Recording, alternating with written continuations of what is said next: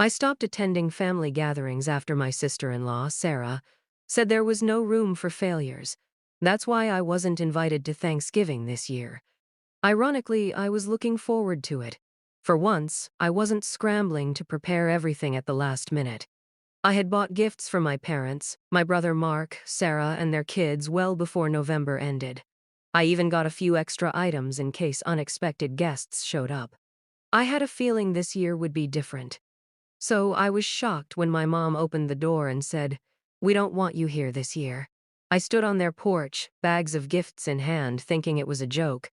I chuckled, but Mark's voice cut through my laughter. "This is no place for failures. You are wearing us out." I stood there, stunned, looking at my mom, who was nervously avoiding my gaze. My dad was in the background, shifting his eyes everywhere but at me. My mother didn't defend me, and Mark was smug. A whirlwind of emotions hit me: humiliation, anger, confusion. But I kept my cool. "Fine, if that's how you feel," I said, nodding, and turned to leave. As I sat in my car, staring at the gifts in the passenger seat, I couldn't shake Mark's words.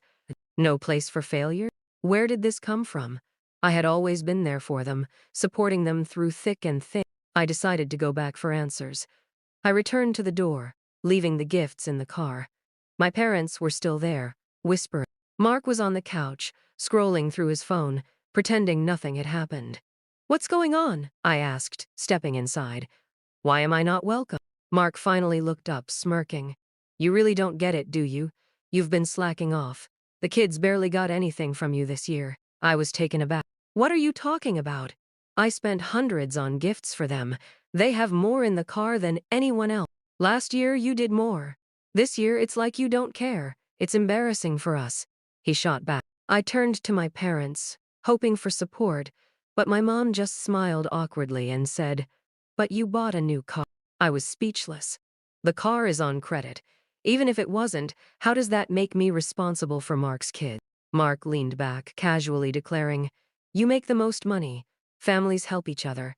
You've always done that." I glanced at Sarah, who was sitting quietly, her face flushed, looking down at her hand. "Is that your reasoning? Because I've been generous in the past, I am now obligated to do so forever? If I don't, I am a failure?" Mark shrugged. "If the shoe fits, that was it." I shook my head, stepping back. "You know what? You are right. I don't belong here." I turned to Mark. "Enjoy your Thanksgiving. And good luck with those gifts. This failure is done financing your life." I left without waiting for a response, gripping the steering wheel tightly as I drove home. Was I the villain here? I had always gone above and beyond for my family, helping Mark when he needed it, ensuring his kids never went without. And now, I was a failure for not doing enough. I sat in my driveway, staring at the bags of gifts I had carefully chosen. I felt sick. I had spent weeks picking out the perfect items, and for what? I wasn't supposed to be. The realization hit me hard. This was about more than just Thanksgiving and gifts. I had been too blind to see that this had been brewing for years.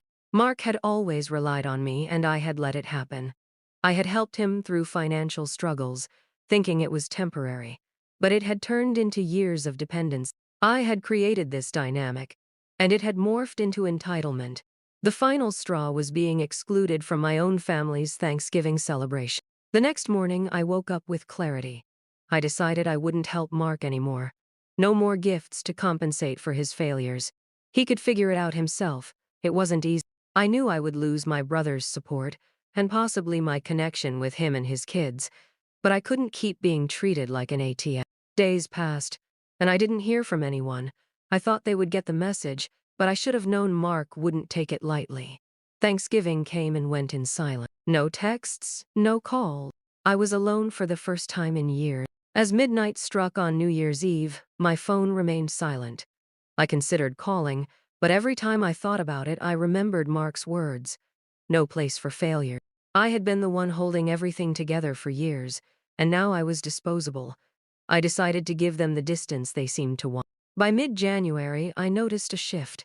Sarah, who had always been quiet, sent me a text one evening. It was simple. "I am sorry," she continued. "I don't agree with what happened. Mark won't hear it from me, but I thought you should know."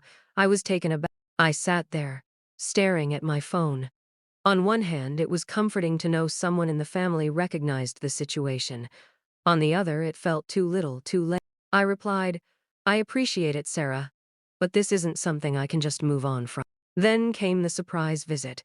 A few weeks later, Mark knocked on my door while I was in the middle of a work meeting. I ignored it at first, but the knocking persisted. When I finally opened the door, he looked more agitated than I had ever seen him. "We need to talk," he said, stepping inside without waiting for an invitation.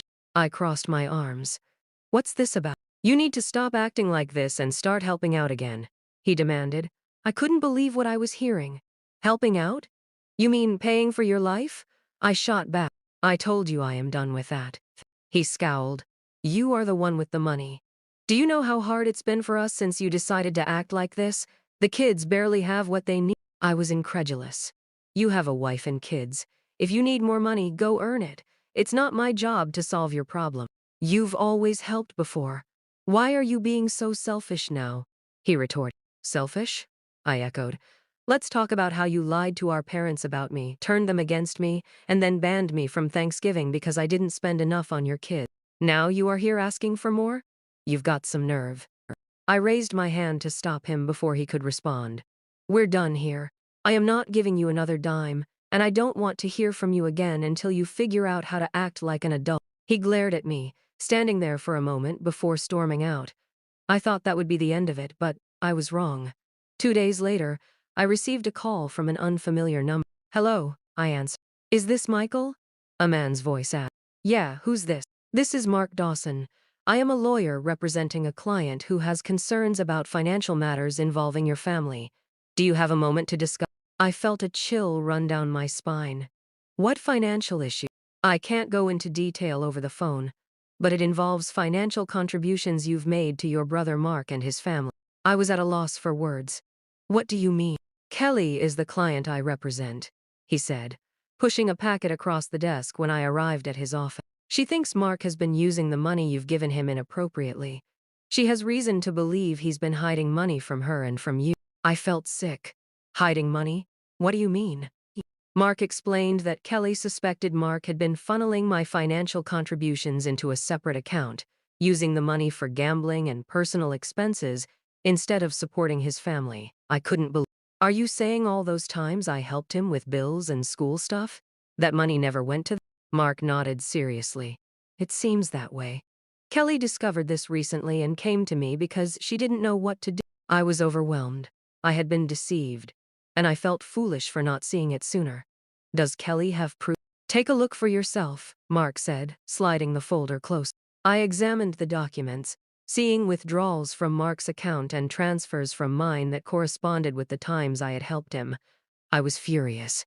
And Kelly knew about this? "She only recently discovered the second account," Mark clarified. "She had suspicions for a while but didn't have access to his banking information until she found some statements." I left the lawyer's office feeling a mix of emotion sanger at Mark, sadness for Kelly and the kids, and guilt for not recognizing the situation sooner.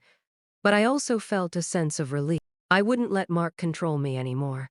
I had been carrying his burdens for too long, and now that I knew the truth, I was determined to break free from this toxic cycle. Days passed, and I kept my distance from my family. I didn't reach out to anyone, and I didn't expect them to contact me either. But then, one evening, as I was preparing dinner, Mark's name flashed on my phone. I hesitated but ultimately answered. "What do you want, Mark?" I asked, trying to keep my voice steady. "We need to talk," he said, his tone strained. "You said something to Kelly, didn't you?" "What are you talking about?" I replied, confused. "Don't act foolish," he yelled. "She's been acting weird since Thanksgiving, and now she's talking about lawyers and separation. I know you've been putting ideas in her head." I couldn't help but laugh. "You think I am the problem? You are the one who lied to her, hid money, and gambled it away. If she's tired of your nonsense, that's on you, not me." Two had imagined this moment countless times, but now that it was happening, I felt nothing, just emptiness. My dad added, "You should come home. We can get through this together." I took a sip of my coffee, needing time to process. "Why now?" I asked. They exchanged glances, and I could see their desperation. They explained that the restaurant was failing, not just struggling but on the brink of bankruptcy. They had taken shortcuts and broken laws to stay afloat, including tax evasion and health code violations. Now they were facing possible criminal charges. My dad said, "We need your help. Your business knowledge, your connections, you could save us." I was stunned. The same parents who had dismissed me now saw me as their only hope. "So let me get this straight," I said, struggling to keep my composure. "You kicked me out, believed the worst of me, and now you want me to bail you out of your illegal activities?" My mom reached for my hand, but I pulled away. "You want me to sacrifice everything I've worked for, including my principles?" Their shocked expressions were almost comical. They clearly didn't expect me to say no. My dad's face turned red with anger. "After everything we've done for you," I interrupted, "what have you done for me? You paid for Sarah's education while I struggled alone. You threw me out without a second thought." My mom was crying, pleading, "Please, we'll lose everything." I felt a pang of guilt, but remembered the past 3 years, the hardships, the growth, the accomplishments I had achieved on my own. I stood up and said, "I'm sorry you're in this situation, but these are the consequences of your actions. I can't help you." As I walked away, I felt a weight lift off my shoulders.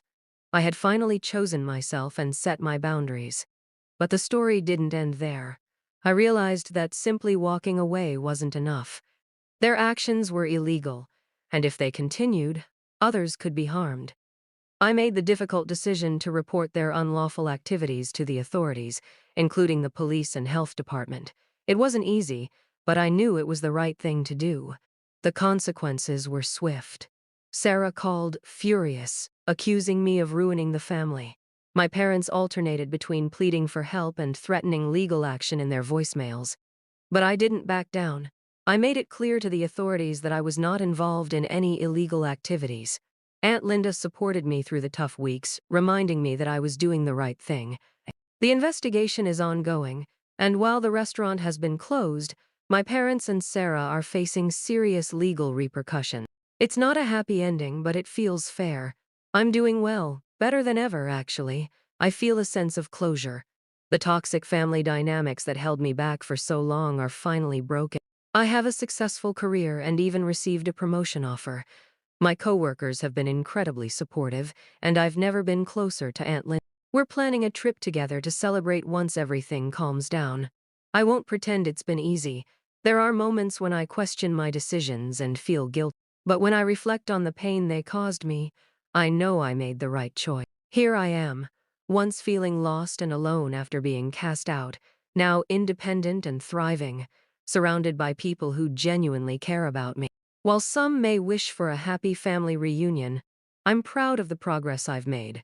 Remember, if you're dealing with toxic family members, you have the right to prioritize your own well-being. Sometimes, the family you choose is more important than the one you were born into. Thank you for your support throughout this journey. It has meant the world to me. Here's to new beginnings and creating our own happiness.